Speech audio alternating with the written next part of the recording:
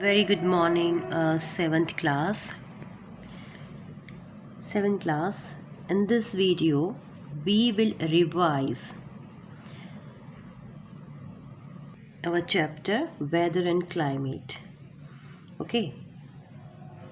So, what the important things given in this chapter? Now let we revise. Let we learn. So, these are the summary, and first point is given here. Weather refers to the day-to-day condition of the atmosphere. Weather क्या करता है? जो day to day conditions, atmosphere की जो conditions होती है day to day, उसको refers करता है. And next one, climate is the average condition of the weather in an area over a long period. देखिए स्टूडेंट, जो वेदर होता है वो शॉर्ट पीरियड को मेंशन करता है, बट यहाँ जो क्लाइमेट है वो किसको, लॉन्ग पीरियड को मेंशन करेगा. Okay. So next one, air temperature is the degree of hotness और coldness of the air. Temperature क्या होता है? टेम्परेचर हमें बताता है how the things hot and cold. और अगर बात करें तो एयर टेम्परेचर वो क्या करेगा? हॉटनेस और कोल्डनेस किसकी बताएगा? एयर की. Okay. The scale in which temperature is commonly measured in the Celsius scale. और जो स्केल होता है टेम्परेचर का वो कॉमनली किस चीज़ में मेजर किया जाता है? सेल्सियस में. And it is denoted as degree Celsius. और हाउ? डिग्री सेल्सियस इस चीज़ को डिनोट करेंगे. Got it?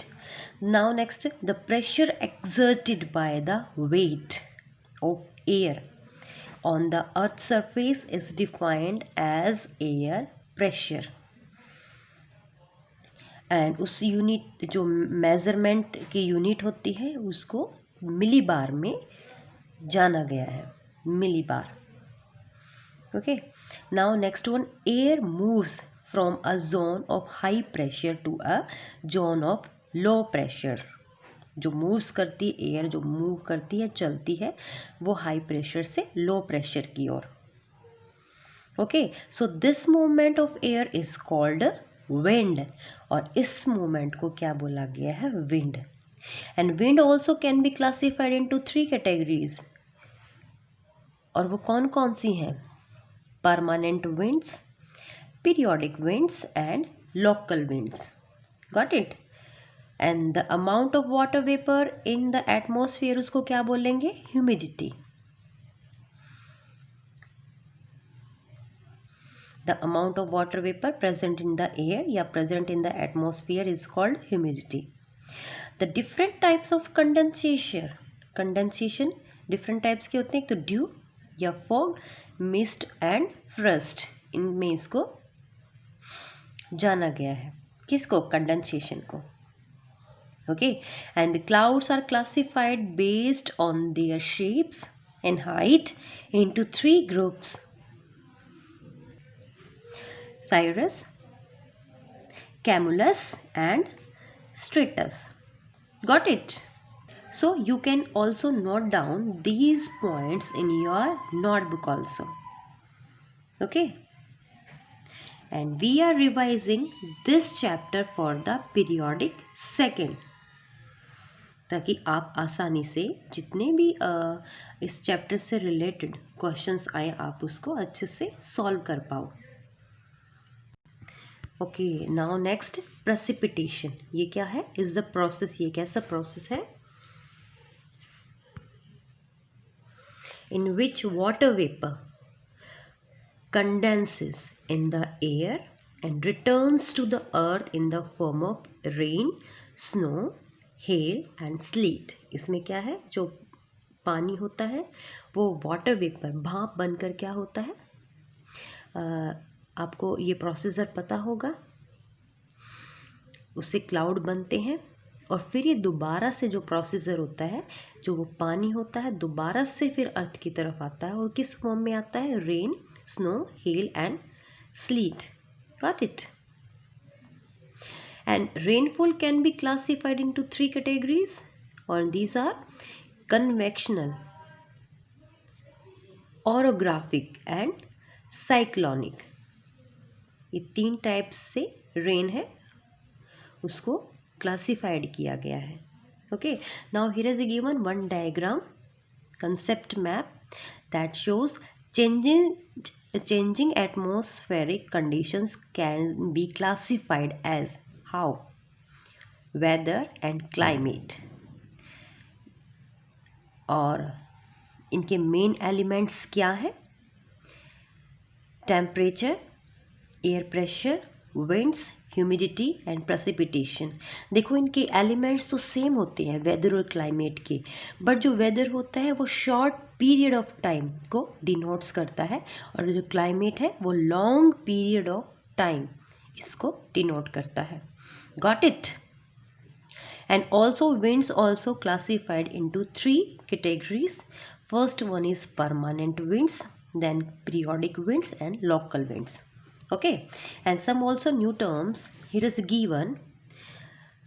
First one is thunderheads, और ये क्या है?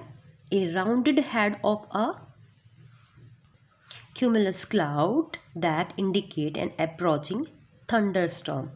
थंडरस्टॉर्म आपने देखा होगा, बिजली चमकती हुई को बोला गया है. ओके, एंड विंडवार्ड साइड ये क्या है? The side of a relief that receive heavy rainfall, जब बहुत भारी बारिश को ये डिनोट कर रहा है. एंड लीवार्ड साइड ये क्या है? ये relief that does not receive rainfall, जहाँ पर बारिश नहीं होती है. Okay, okay student, here is some exercise given. देखो ये एक्सरसाइज को I have already given you for the revision test.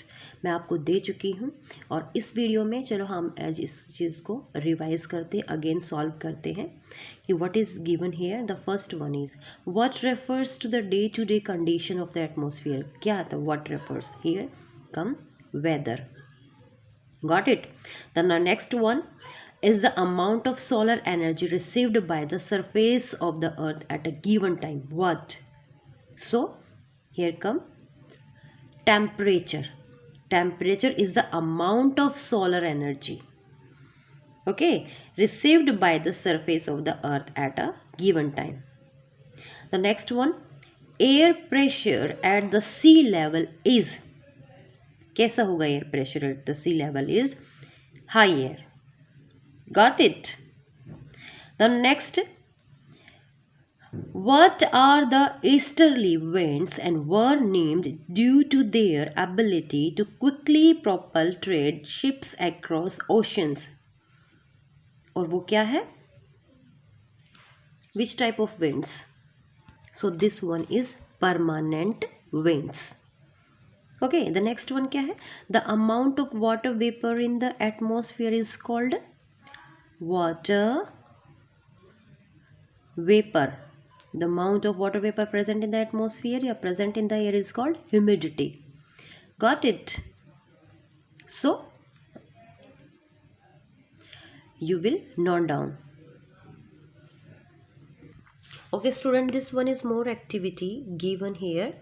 Complete the table. So student, first of all you will read and revise this chapter, and then you have to do this activity yourself. Okay, here that side what is given? The element of weather, और इन यहाँ पर instrument used to measure the amount आप यहाँ पर डालेंगे कि कौन सा इंस्ट्रूमेंट यूज़ किया जाता है इनके लिए. ओके, इनको मेज़र करने के लिए इनकी अमाउंट को. एंड यूनिट ऑफ मेज़रमेंट, और क्या यूनिट यूज़ की जाती है यहाँ पर. So first one is temperature. Temperature के लिए कौन सा इंस्ट्रूमेंट यूज़ किया जाता है, और वो यूनिट क्या है जो शो करती है टेम्परेचर को. And air pressure, so you will write here instrument used to measure the amount of air pressure, and then unit of measurement also you will write here. Winds, What instrument used to measure the amount of winds? And unit of measurement also given here. You will write here humidity. What instrument used to measure the amounts of humidity? And unit of measurement also. Okay, and the next one also given here, precipitation. Precipitation means rain. ये denote कर रहा है यहाँ. So what instrument used to measure the amount and what unit of measurement? आप इसको पहले खुद solve करेंगे. ओके, और इन नेक्स्ट टाइम मैं आपको ये बताऊंगी और आप उसको करेक्ट करेंगे जो भी आपने यहाँ पर टेबल में अपने आप किया होगा. Okay, so the students revise this chapter attentively and learn the question answer also, terms also.